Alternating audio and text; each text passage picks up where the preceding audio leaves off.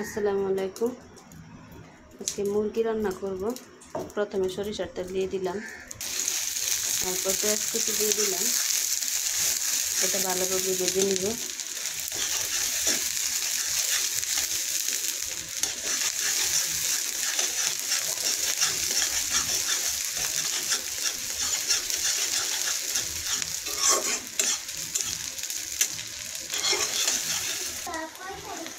পেঁয়াজ ভাজা সুন্দরভাবে হয়ে গেছে। এখন এখানে একটু পানি মিশিয়ে দিব।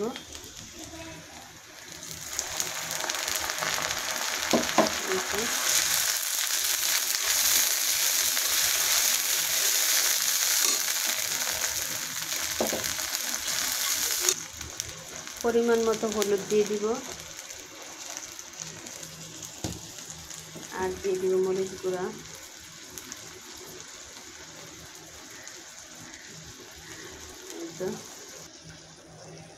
এখন লবণ এড করব স্বাদ মতো।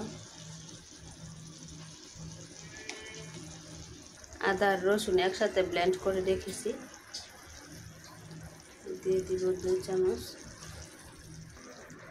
তেজপাতা দিয়ে দিব আর এলাচ দিয়ে দিব। এগুলো ভালোভাবে কষিয়ে নিব। এখানে দিয়ে দিব গরম মশলা, আর দিয়ে দিব রাঁধুনি রেডিমিক্স মুরগির মাংসের মশলা।